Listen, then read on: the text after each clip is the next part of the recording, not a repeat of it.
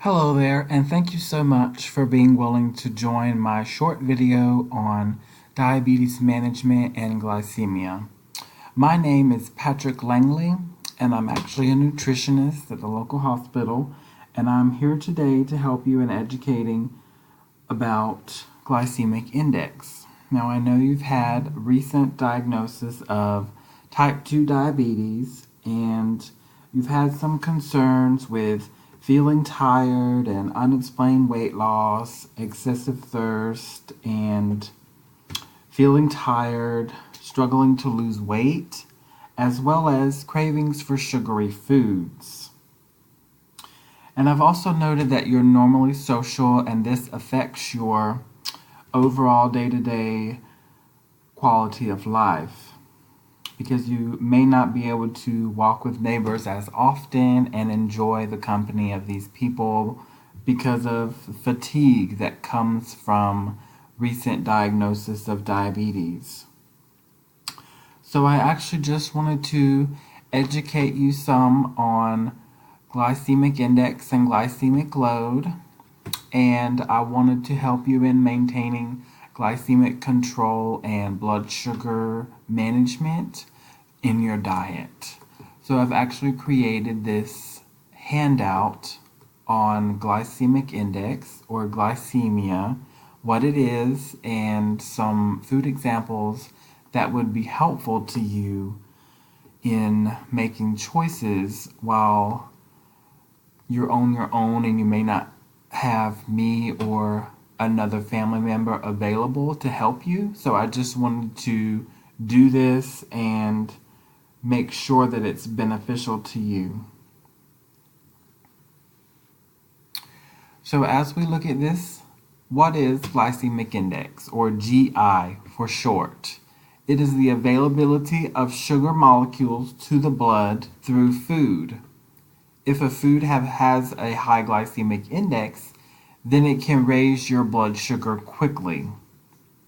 Pure glucose or sugar has the highest known glycemic index, and glucose or sugar has a glycemic index of about 103. So if we look here on the handout that I've created for you, so I've split it up into high glycemic foods and low glycemic foods. It's a list of about 20 or so long, but of course the low glycemic foods is a little longer. Just for your information, the left side for the high glycemic foods is more so of not necessarily something that you must avoid, but just limiting these foods would really help you a lot in managing your blood glucose and glycemic index. So if we look at the high glycemic foods, some of these include sucrose, which would basically be table sugar or white sugar that you get out of the bag of sugar, or if you have a packet of sugar from a restaurant or something like that, that would be sucrose. And honey would be the sweetener that you use in your tea or coffee or what have you. Soda, potato chips, rice milk. Plantains would be the tropical banana that comes from the South America. Cooked pumpkin, so it's actually specified as cooked because cooking some starchy foods increases the glycemic index, and that affects how quickly it raises your blood sugar. So if we look on the right side, and I'll scroll down after I explain the low glycemic index, whole grain bread, chapati, barley, corn tortilla, sweet corn, white spaghetti, rolled oats, muesli, and then I have a long list of different fruits that are low glycemic index when eaten raw, or I specify juices or jam and jelly that are also considered low glycemic index. So as we continue, cooked carrots. Cooked carrots is actually considered a low glycemic food, and when I say low glycemic, I'm actually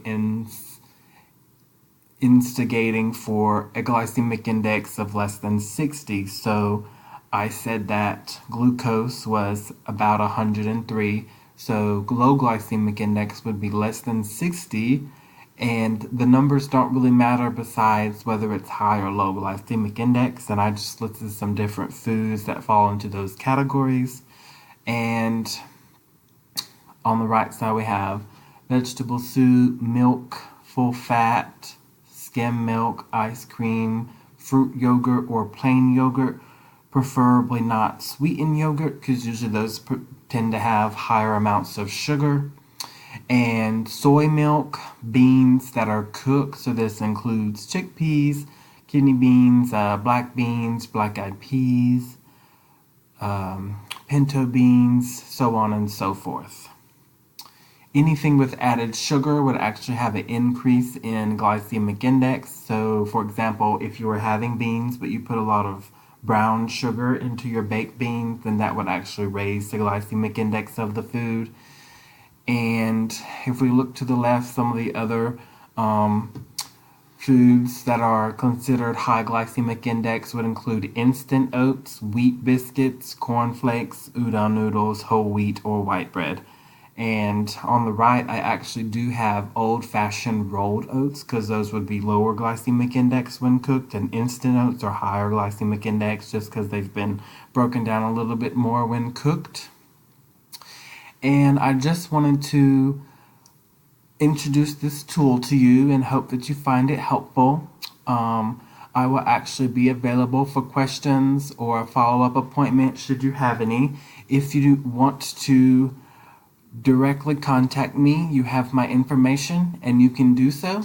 I appreciate you watching this video and being willing to work towards improving yourself and being healthier in the management of your diabetes.